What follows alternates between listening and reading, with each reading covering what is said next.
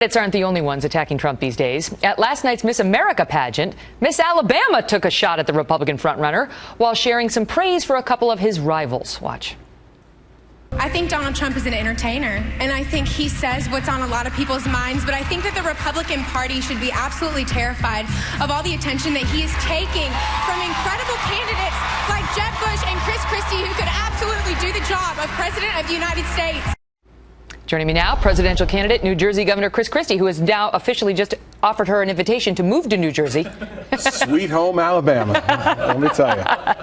Does she raise a good point that she talked about the attention he is taking from other candidates to her is terrifying? Well, I don't know if it's terrifying. The fact is that that's one of the things that Donald's always been very good at. But the fact is that we have to do the job.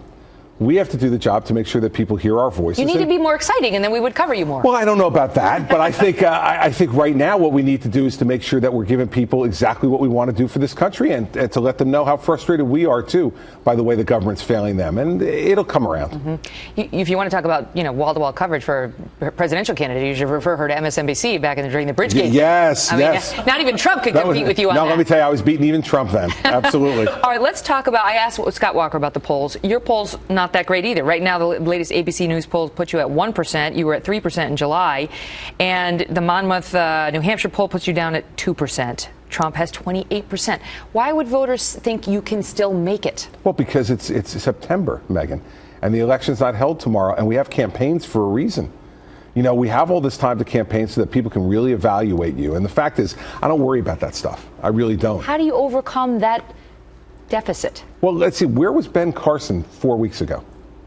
He was in single digits. Now he's in the 20s. How did that happen? The debate, a lot of people believe. Well, okay, so we have another one this coming Wednesday night, and we'll have another one in October, and we'll have another one in November, and we'll have two in December. You have one in January. Right. So the point is that there's lots of opportunities, and I can tell you from campaigning a lot in New Hampshire and in Iowa that those folks are not even close to making up their minds. Really? About who they're. Oh, absolutely. Then why do you think the numbers are so high in favor of Trump and Carson and sort of the outsider crew? Well, they'll ask people today, but the other thing you have to look at in those polls is that they ask people have they definitely made up their mind. Mm-hmm. And you've got about less than a quarter of the people in most of those polls who say they've definitely made up their minds, which means 75% of the electorate's still up for grabs. That's pretty good. Mm-hmm. So knowing all that and understanding what happened with Carson in the last debate, what is your debate strategy this time around? Be myself. I mean, I think if you try too hard, people see that. That's not what they want in a leader. Mm-hmm. What they want in a leader is somebody who's strong and knows who they are in here. Mm-hmm.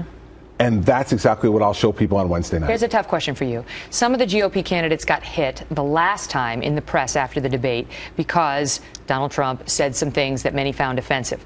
And they said, why didn't the other GOP candidates stand up and say, you know what, that's not appropriate? If there is a moment, would you do that? Do you think that's fair to put the burden on the other candidates to call out a candidate on the stage for an answer that's inappropriate? Life isn't fair. Okay, so we don't have to worry about what's fair and what's not fair. Here's what it is. If I feel like there's something I want to say, you know me, I've never hesitated for a moment to say it. Mm-hmm. And if I feel like there's something I need to say on Wednesday night, I will say it. Mm-hmm. But we're also running for president of the United States, and I think people want to hear about our ideas for the country's future, and not just get in a food fight. Like I've watched this Jeb Bush, Donald Trump food fight. Let me clue them in on something. Nobody cares. About their food fight? Yeah. Why not? What do you mean? Nobody cares about that. You think anybody around the country who is a middle-class family sitting around a kitchen table tonight worrying about how they're going to pay for their kids' college, how they're going to get a job? If they back one candidate or the other, they want to see how he's doing, no? I mean, what the conventional wisdom was Trump was hurting Jeb with that low energy thing and he needed to fight back. They want to see what they're going to do for the country. Not should Jeb be speaking Spanish and is he low energy? Mm-hmm. And is Donald said nice things about Hillary Clinton or not at one point in his life and vice versa? If they want to hear all about that, then why, when we put on, something with Jeb Bush talking about the economy or Scott Walker talking about labor unions, why doesn't anybody watch that? Well, it may be that they just don't agree with or like what they're hearing from those candidates. We got to put on more Christie talking about exactly entitlements. Right. Your ratings will go through the roof. Okay. Skyrocketing. Skyrocketing. You want ratings? Christie is ratings. Ratings, Megyn. Governor. Total ratings. It's always big. Fun. Big. Very big. How's that? Is that good? Yeah. What do you think? Thank you, sir. Great Good to be here, Megyn. We'll Thank you very much.